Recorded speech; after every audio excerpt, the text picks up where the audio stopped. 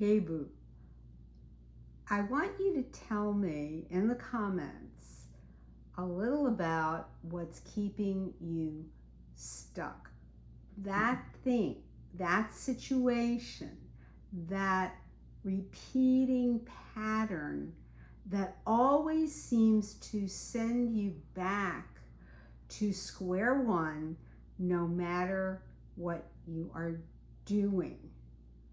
And you're going to see by the end of this video why you're never really stuck and how easy it is to get unstuck.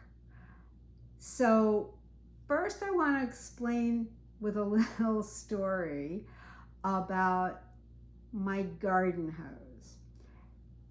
There's an old hose that was in the front yard for a very long time. It was there when I moved in several years ago, and I never gave it much thought. I would use it. I don't have a lot of plants that I water in the front, but when I need it, it's handy to have a garden hose.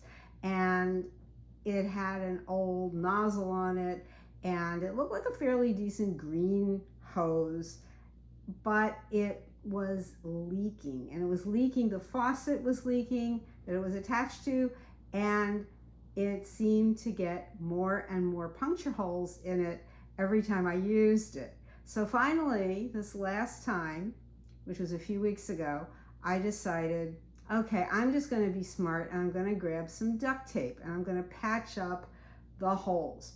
So as the water was coming, I said, okay, there's a little hole there, there's a hole there, and I put on the duct tape. But each time I would put on some duct tape and I'd run the faucet again and open up the hose, there were more holes. So no matter what I did, there were more and more and more holes. It was pretty beat up. And this is what it's like. And by the way, yes, the hose was replaced by the management, and it's all great. It's got a new nozzle and it's working just fantastic, and a new faucet, and I couldn't be happier. But that's because I imagined it would be easily fixed or replaced. I had a new functioning hose. And it's really very much the same when we have this feeling that no matter what we're doing, we are constantly going back to square one. There's another hole. There's water leaking over there. Oh, there's another hole. I got to plug that hole. And then there's more leaks and more water gushing out all over the place.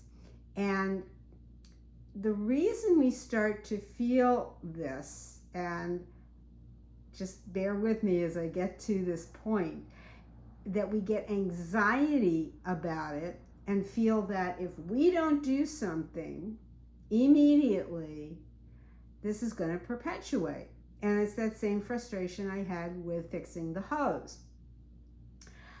But it's also that same feeling of, if you saw those old juggling acts on TV when you're a kid, or you've seen them at a circus or a festival, of somebody juggling a lot of plates and trying to keep all the plates spinning in the air at the same time. They're on different little poles going up, and they're at different levels, and they're spinning all these plates, and they have to run back and forth and keep them all going at once. And we feel that if we're not taking charge of this, we're not stepping up and taking charge, the whole thing's going to collapse around us.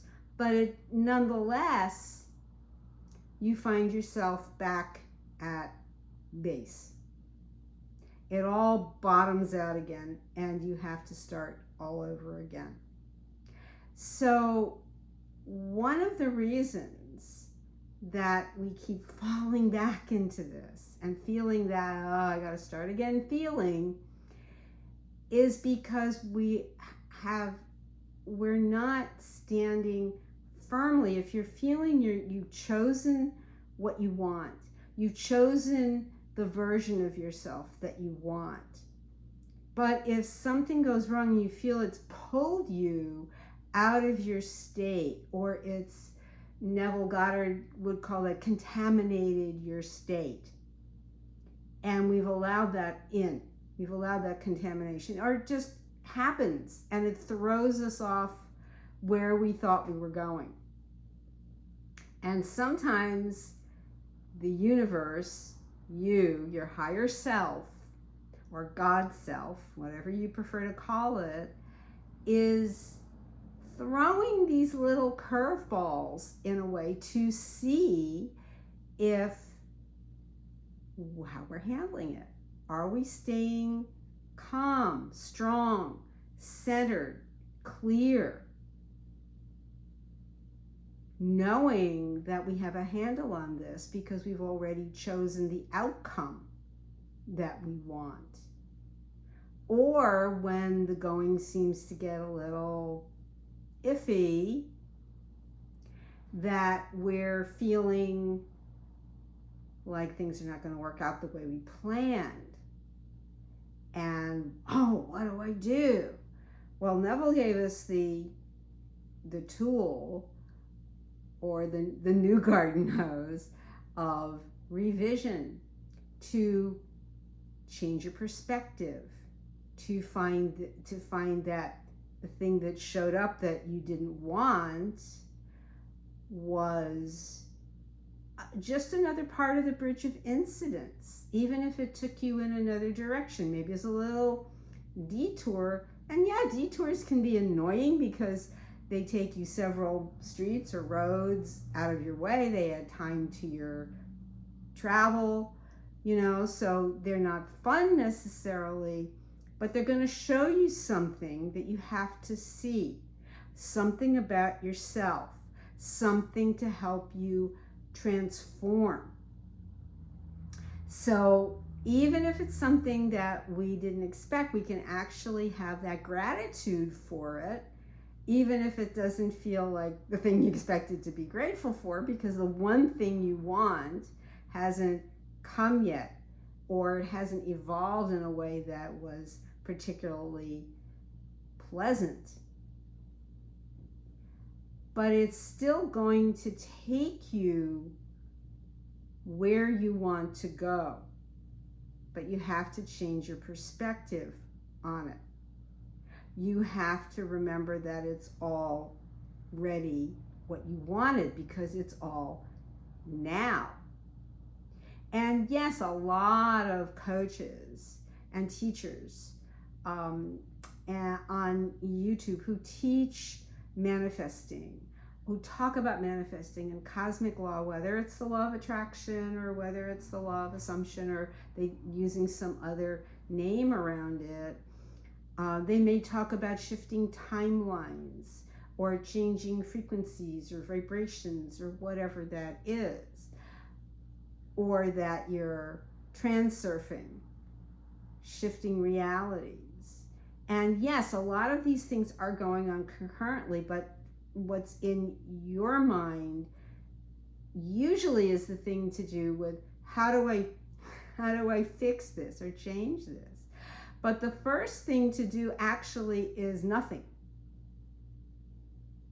Hang in here. The first thing to do is nothing, because the main thing to do is to stop and take an inventory, just even if it's a momentary check-in with yourself, or a sitting down and meditating, getting back into your breath, bringing the mind back down, using the breath to bring the mind calm and back down into the heart, or further down into the gut, into the gut brain, that knowledge, that instinct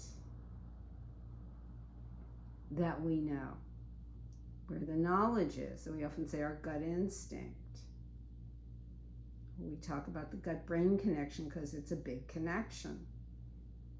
So whatever is the route that you need to take to, it is almost like that detour that comes up. But that's not necessarily a bad thing, because very often if you're going down another pathway, it's going to show you something you hadn't expected, because the way you were going was constantly putting you in that hamster wheel, that loop of going around again And I talked about something similar in a video I did a while ago about spin cycle, about your mind being on spin cycle. And I'll put a link to that in the description box. But the key is the stopping point. And because when we're constantly trying to plug those holes where the water's escaping, it means we haven't stopped and allowed God to do the rest. That would be surrender, that we haven't released the need to control things, to control the way things are done, to control the outcome. And it's really more of a, if you're controlling anything, then think of it being like cruise control, that you can sit back and allow. You can sit back and allow things to unfold for you. But what happens again is the limited thinking that we use has an idea of how long it thinks something should take to manifest. And it can be fun to kind of guess and say, oh, is this coming to me in a week, or is it coming to me in 3 days, or whatever. And sometimes that actually can happen. I'm not saying it's impossible for that to happen, and not at all, but what can happen is a feeling of an expectation of how long something should happen, and looking out into the illusory world, the external appearance, which is the illusion, instead of looking within and feeling that assurance, that calm, that centeredness, that you have it. And yes, we can be very hungry for it and craving to have this thing or this person or this change that we want. Could be the money that we are desperate to have, or the relationship that we want to bring back, or any of that. But when things like desperation and urgency start to take over, they are going to cause more holes to come sending water out into the hose in the wrong places. Because every time we're doing that, we're actually giving up our own power as the operant power. Part of being the operant power that runs the law of assumption, makes it go. It's not going to go without you. But you're allowing it to unfold as it's meant to unfold. And just moving along with some curiosity as to what's going to show up in your life that you didn't expect. I like to say, God surprised me. Bring me something I wasn't expecting. And very often that does happen. So it's all of these, things, I'm wearing, I didn't expect this necklace that I'm wearing. It was gifted to me for my birthday. It was like, wow, it's lovely, it's fun, so, or this ring is like, oh, birthday bling, that's great, that's fun. And you never know what's going to show up in your life that's going to be some kind of bling, whether it's in the form of jewelry or something else. It doesn't have to always be something physical like this. It can be some other kind of bling, because bling is like light. It's an explosion of light. It's a transformation. If you think of it in a little bit different way than we tend to think of it. But what makes it bling, what makes anything bling, is the light that appears from it. And that's your own bling too, that you possess, your inner bling, that radiance that you are. that being the facet of the diamond that is the divine in you. So you really want to understand that it's to relax, and it's not running around trying to plug up a lot of holes with duct tape that falls off. It's not to say that you're allowing the hose to be, falling apart, but it's that you know that the new hose is already there. And it's that understanding and that allowing things to fall together by the grace of the divine. This is the movement.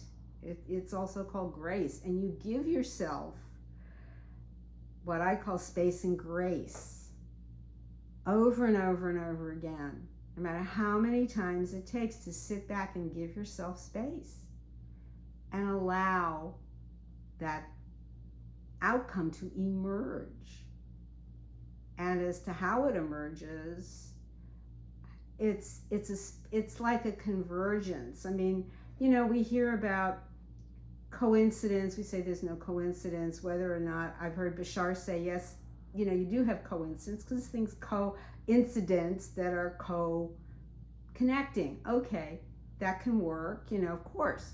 Or you can say, Bashar also talks a lot about synchronicities, things conveniently happening in harmonious ways, in sync, simultaneously. How often have you thought of someone, and this just happened recently to me, somebody you've been thinking of either within minutes or maybe over several days, and they say, I was thinking of you. They call you, I was thinking of you. Yeah, I was thinking of you too. And there you are. And that often happens. So but I call it convergence. I've been calling it convergence. And the reason is that we know that everything coming through the universe is chaotic. It's not organized like our brain has to organize it in order to identify it and understand it and process it and perceive it and get the message. Because we're used to, if you think of all the stories that we're told primarily as we grow up, from fairy tales to everything else, from a fairy tale which goes from the rags to riches and the happy ending and marrying the prince and riding off on the white horse or whatever it is it's an A to B to C to Z process with the big payoff. But it's really that all of that was already there. The payoff was already there, but it wasn't to be seen until the very end. But we know from what's been taught in consciousness as that the end was already given to us. The kingdom of heaven is within. We think that's the end. No, it's already there. That is the Christ consciousness within you. So it's knowing and allowing that to keep unfolding and to keep giving you what you want without feeling that you're going back to square one all the time, that you've already gotten your desire, and all you're needing to do is rest easy and know that you already have it. Love you, boo. Thanks for watching, and I'll see you in the next video.